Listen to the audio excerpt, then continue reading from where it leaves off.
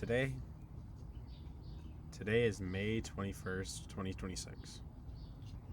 I have been an adult for approximately 20 days, and I have been a graduate for 2 days. I'm going to try and do something like this to update how life has been outside of gaming every year around my birthday. Kind of like a year recap, but in my adult years. Well, this is the first video, so I got a lot to cover, since, I've had 17 other years to cover. Where do I begin? Let's start with me. I have a bunch, quote-unquote, wrong with me.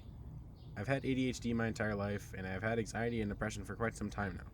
Not my entire life, but a decent part of it. When I was in elementary school, I found friendships a huge thing. I still do. I wanted to be everyone's friend, but I had my flaws. I was very hyper, I didn't really think before I spoke, and I kind of went from a likable kid in elementary school to the bully target in middle school. I believe my depression and anxiety started in middle school. I was pushed around, my buttons were the easiest to push, and I just was not doing well. I hit high school and everything changed.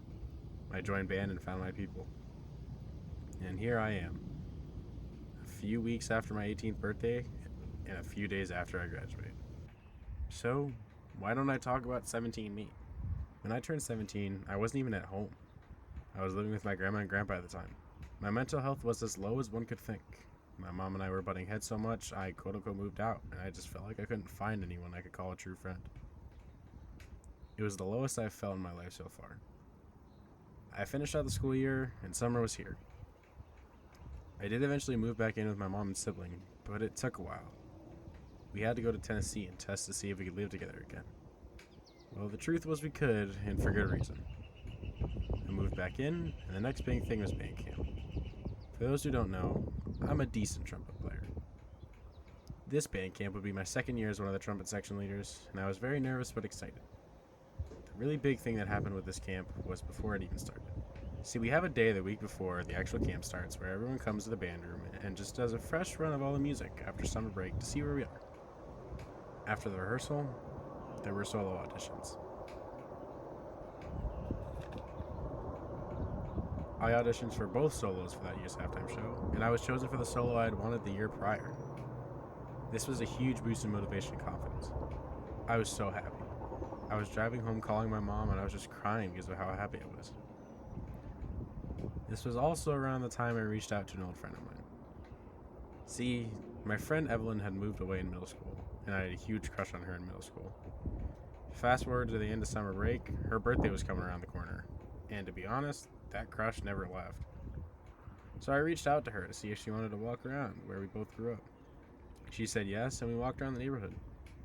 And again, fast forward to May 1st, I not only was celebrating my birthday, but I had senior prom the same night. And guess who came with me? No one else better than Evelyn. It is crazy what one message can do for you. Thank you a million, Eddie.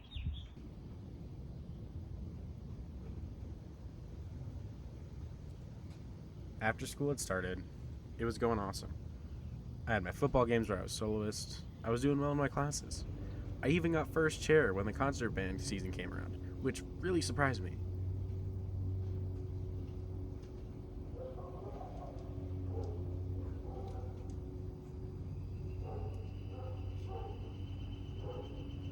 I've had so much praise about this year, from Disney, which you guys know about, to literally anything else. But there always has to be some negatives to Happy Story. They would be so boring if Happy Stories were just happy the entire time, let's just be honest. See, the reality of graduating hit me pretty hard. I started counting down the days and making as much free time as I could to be with friends. The thing that hit me the hardest, though, was something I didn't expect this year.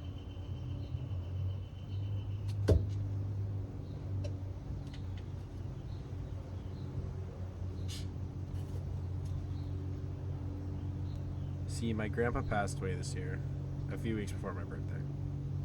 During the time he was alive but in the hospital, it rivals how I felt junior year. One Monday, I went and saw him in the hospital. I had heard the news that he had been moved to hospice and he wasn't doing well. Standing in the room watching him in pain was one of the hardest things I've done in my life so far. Little did I know I was one of the last people he saw. And he only saw me as 17. This whole life thing is so fragile. I wasn't thinking if I will have more time with my grandpa or will he make it out. I was thinking, how much more time do I have? Now, I have found this side of me I wish I had found earlier. I'm not sad. I'm not mad. I'm not angry. I'm not happy either. I'm just me. I feel nothing, but in a good way. I'm just 18.